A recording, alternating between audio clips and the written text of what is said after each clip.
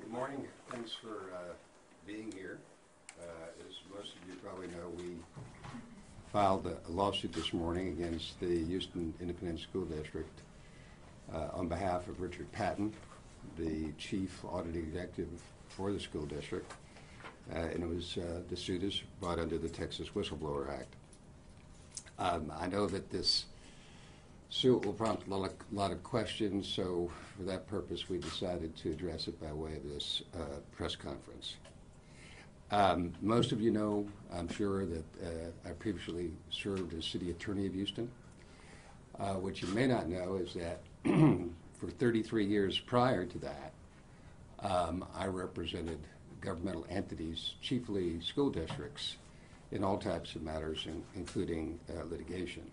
So it's really unusual for me to be on this side of the docket, and the only reason I would do it is if I felt that it was in the public interest for me to do so, and I certainly believe that to be the case here.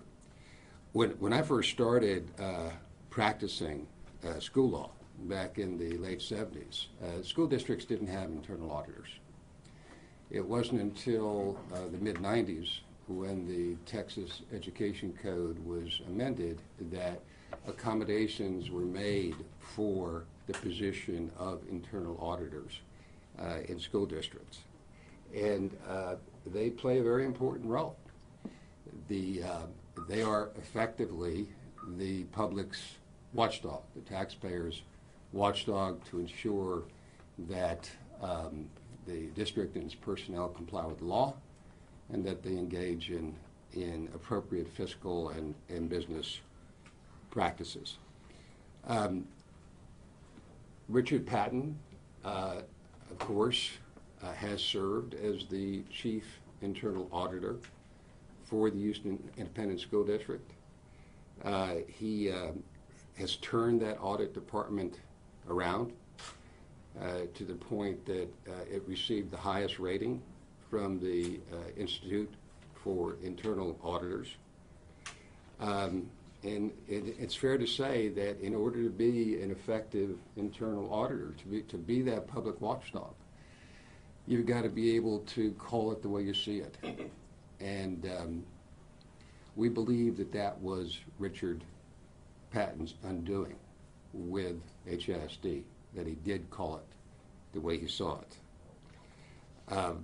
On March 10th of this year, following his report of a number of violations of law to law enforcement authorities, Mr. Patton was precipitously and unceremoniously suspended by the Houston ISD School Board, ostensibly for the purpose of conducting an investigation into allegations of wrongdoing.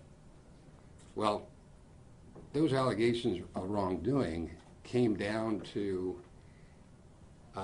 the assertion and the fact that over a 2-year period, he had asked a personal assistant of his to scan several documents.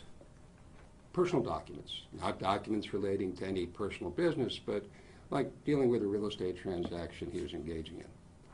Now, the school district has a policy that permits limited personal use of school district resources. Nevertheless, even though this was a common activity, something many school personnel have engaged in, scanning a document, scanning a personal document, the school board called him in on March 10th without any notice whatsoever, grilled him about the scanned documents, which he freely admitted to, and then placed him on leave at home, suspended him for the purpose of conducting an outside investigation.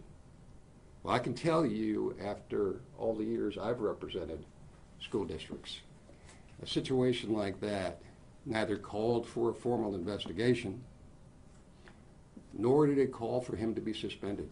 I mean, this is not a type of claim where you have to take somebody out of the workplace to look into it. nor is it the type of claim that you would need to bring in outside counsel to investigate.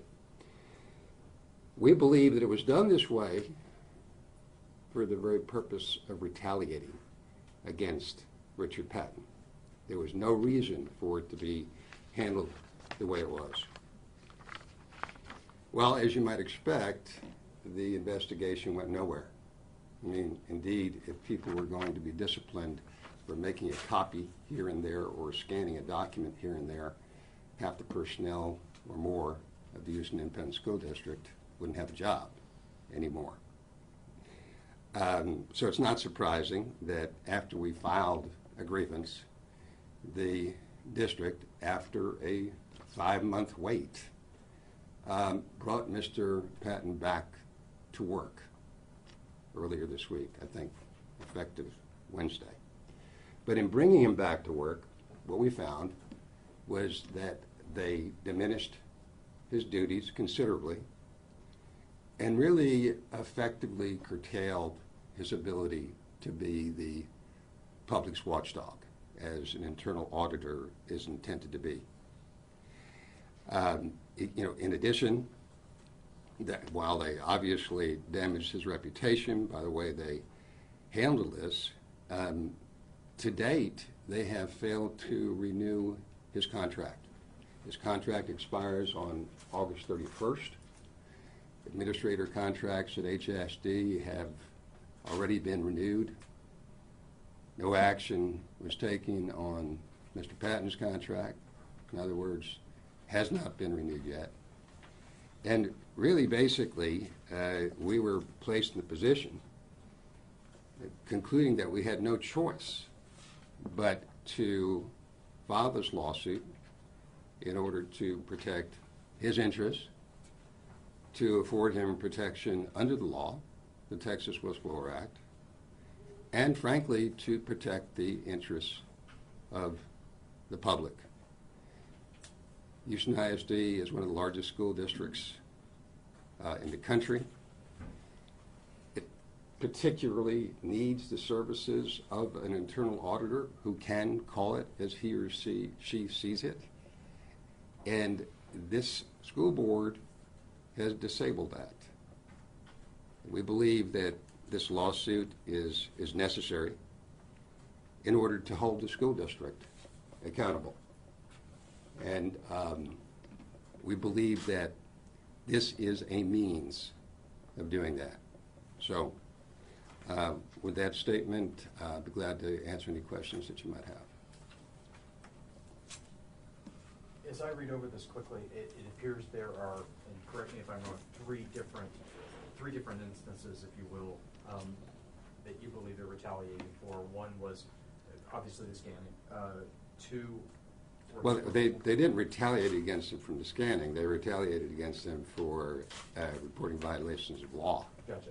One being with the police department, one being the residency, and one being in this. He made reports of violation of law to the HISD police chief. Gotcha. In connection with the job order contracts, which was one of the primary things that he caught flack over. Additionally, he instituted a report to the district attorney's office with respect to a complaint against board member Davila regarding her residency. And he has also had ongoing discussions with the FBI regarding various allegations that were picked up through the HISD hotline, and the board was aware that he was communicating with the FBI. Can you say how much money he's suing for? Here it says more than 200, less than $1 million. Well, you know, in a pleading we have to be very general. The certain amounts can depend upon whether or not they renew his contract. I mean, if they don't renew his contract, that's just further retaliation, and that would obviously create a situation where he'd be entitled to back pay, and I can't tell you how much that would be. But under the Texas Whistleblower Act, in terms of compensatory damages, like for damage to reputation, pain and suffering, mental anguish, that kind of thing, for an employer the size of HISD, the cap is $250,000. does he want to stay with HISD despite all of this? I mean, if they do renew his contract, is he wanting to stay with the district? Yes, but he wants to be able to do his job effectively. One of the things that we asked for in the grievance was that he be given, that some reasonable measures be taken to protect him against any further retaliation. Well, that would come in the form of a contract where they can't terminate him except if there is cause. And the school district refused to discuss that in the context of the grievance. Did he ever go before his HISD and say, hey, look, you're giving me flack for this. This is my job. What's you know? Well, I certainly communicated that to their counsel. I had to deal with the appointed counsel from HISD in connection with the grievance. You know, we could have asked for a hearing before the school board, but given my communication with their counsel and his indication of what they were not willing to do, it would have been futile. Well, or his boss. I mean, you're saying they gave him flack for bringing these issues up, but could he go back to them and say, hey, look, this is my job. This is what I'm supposed to do. What's the deal? Why? Well, you know, the fact of the matter is that when he was suspended, he had no opportunity to say anything. None. They literally called him in at 4 o'clock one afternoon after the board had been in executive session. They brought up these scans. A couple of the board members grilled him about the scans, and then he was asked to sit outside the boardroom, and then he was handed a memo. Within minutes, he was handed a memo saying that you're being suspended, you know, sent home, pending an investigation into these allegations. It was obviously contrived. This was something that they were ready to do, had prepared to do, something that they were going to do, regardless of what he had to say. How can you be so certain it's not a coincidence that 3 days after he informs his boss that he talked to the FBI, he's sent home? I mean, maybe it's just, you know, they discovered the scamming and the misuse of school resources and decided they just can't let that stand. Well, Ted, the fact of the matter is, we're talking about, you know, the scanning is at best de minimis. I mean, it's not like he did something that hasn't occurred many times at that school district and various workplaces. I mean, I'm sure at your own workplaces, on occasion you'll copy a document or scan something. It's de minimis. I can tell you from my own experience that is not the type of thing that you would suspend somebody for and investigate them for in a formal context by bringing in outside counsel unless you were really going after their head. And when you stop to realize he was the chief audit executive of the school district, I mean, it's not like a low-level position. This guy had significant responsibilities. And to send him home over something like this, I think, makes it self-evident. So how important is it to him that if he was to return, that the ethics group and Debbie Fincher be returned under his purview instead of over to legal? I think that's very important. Why? The ethics and compliance, if you think about it, that's part of being the watchdog. By placing ethics and compliance under the legal department, you are effectively burying it under the attorney-client privilege. Now, one of the things that we've experienced with HISD, or observed of HISD of late, is you make a Public Information Act request to them, you know, for anything that was touched by their legal department or outside counsel, and they ask for an Attorney General's opinion. And in fact, they have a number of cases now pending against the Attorney General in Austin over documents they were told they had to produce. So it's a way to take ethics and compliance and remove it from a truly objective, transparent type of administration. Did he have any idea that his department was No. What do you believe the message this sends either to him, September 1st, if his job is renewed, or to the person that takes his job as chief auditor? Well, I don't know who would take the job as chief auditor under these circumstances, unless they were just prepared to walk lockstep with the school board and tell the board what it wanted to hear. An internal auditor has to be effective, has to be free to, as I said earlier, call it the way they see it. Now, a lot's going to come down to how Richard's job is handled by the board in terms of how he is supervised. Are they going to continue to take duties away from him?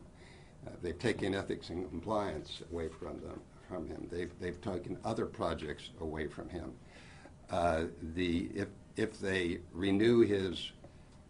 do renew his contract, and they continue to remove these duties from him, or to not give him these duties back, it's going to tie his hands. But what is that saying to the taxpayers and the parents of HISD?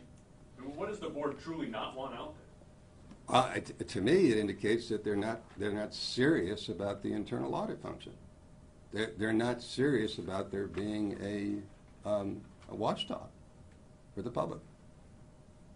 If they were, they would give the internal auditor the same kind of freedom that an internal auditor would have in another large school district. I mean, I've dealt with many school districts over the years, and internal auditors are going to, from time to time, just like in a private corporation, from time to time, they're going to say things that the board doesn't like.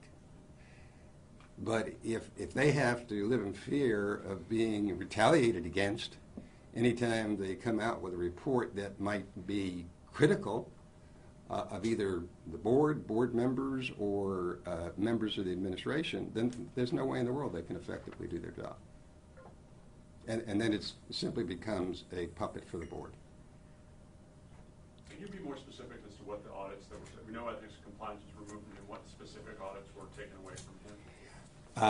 I'm really not at liberty to give you the specifics on that right now, Ted. That's information that we're putting together, but we do know that there were some sensitive audits involved. On the residency of the board member, was it claimed that she lived outside of the district? That she lived outside of the particular jurisdiction within the district for the seat that she ran. Not that she lived outside of HISD in toto.